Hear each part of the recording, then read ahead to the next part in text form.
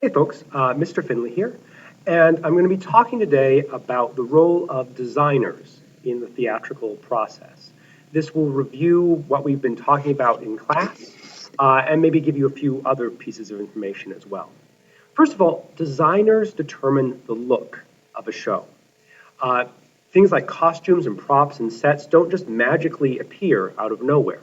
They have to be designed. Someone has to sit down and come up with what they're going to look like, draft them, make the designs. So for every show that's produced ever, there's a team of designers who figure out what the look of that show is.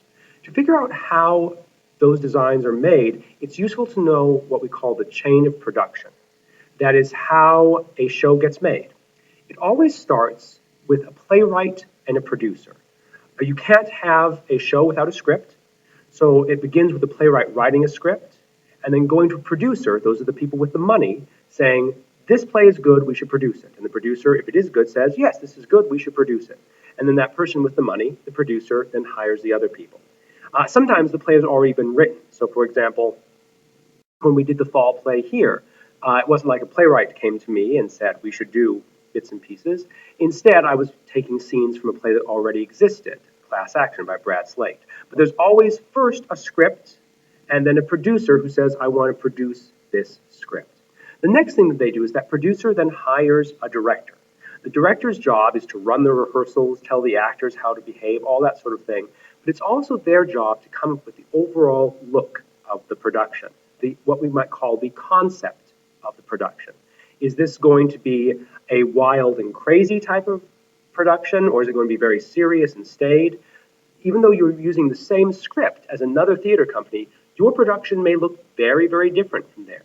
Shakespeare is a good example of this. Shakespeare has been around for hundreds of years and has had thousands of productions, and no two are alike. Even though the script is the same, different directors bring different ideas to it. And they may say, I want this to be a very brightly lit, very colorful production. Another director may look at that same script and say, I want this to be a very dark, very intimate, very close production. So the director, besides telling the actors how to behave and arranging the rehearsals, also figures out the overall look of the production. We'll talk about directors later on in the year. Once they figured out the overall look, then they speak to the designers. There are typically a number of designers on a production, although they may double up for some things.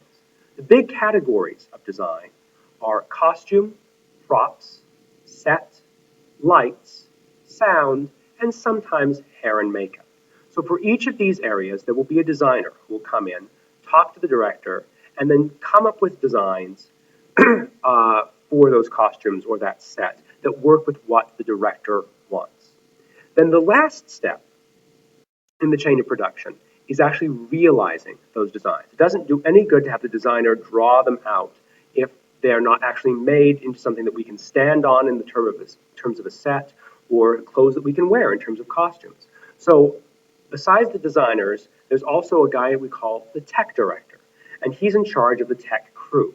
Their job is to take those blueprints from the set designer and turn it into a set, to take those costume sketches from the costume designer and turn them into actual real costumes. And depending on the size of the show, there may be many, many people working on that tech crew. There may be multiple different technical directors. You might have a costume director, you might have a set director, all these people making the things the designers created. Sometimes the designer will also function as the set director. With costumes, for example, you might have a costumer who both designs it and then oversees the people who are making those, but not always. Set designers, for example, once they've designed a show, very frequently are not there when the set is built. That's the tech director's job and the tech crew's job. So the chain of production begins with a script and a playwright. And then a producer who says, I want to make this, and here's the money to do it. Then they hire a director, and the director meets with the designers come up with those designs, and they are realized by the technical director and the technical crew.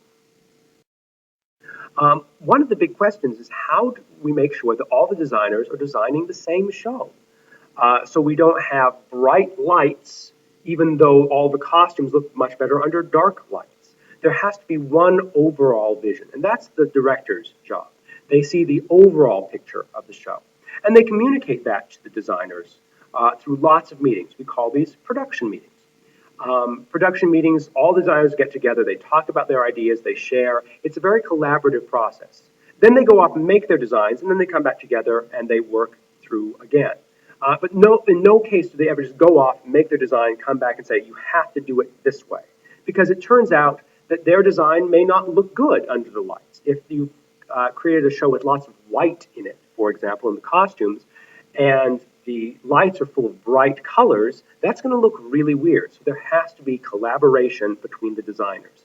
And the director is the person who needs to make sure that that collaboration is happening. One of the ways that they make that collaboration happen is using what we call a metaphor for the show.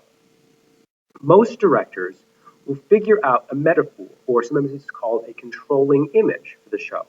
That is a picture or an object that to them represents the show. And they will bring that in and say, I want this show to look like this, for example. So they may say, I'm directing a play called The Bald Soprano, and I want it to be a triple-decker ice cream sundae. Or they may say, I'm directing a play called The Glass Menagerie, and I want it to be a reflection in a broken mirror. So they come up with a single image, and then all the designers can base their ideas around that image. We all know what a triple-decker sundae looks like. It's going to have lots of bright colors, it's going to have lots of flowing lines, and so the lighting designer or the costume designer can use that as their inspiration. We all know what a broken mirror looks like. Lots of jagged lines, lots of reflections, lots of darkness and shadows. And so the different designers can go their way, and they know when they come back together, they will have designs that complement each other because they've all been inspired by the same controlling image or metaphor for the show. Once they've had those designs and come back together and they've talked about making sure all the designs work together, those designs are then handed off to the crew. Again, the crew is often very different than the designers themselves. The designers create the initial images, and then they hand them off to the technical crew, the tailors and the sewers for costumers, the set builders, the carpenters, the electrician in terms of set. Very rarely is the designer both the person who makes it.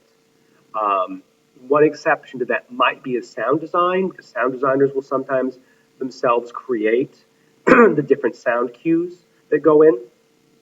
But oftentimes the designer and the crew are very different. Sometimes there's overlap.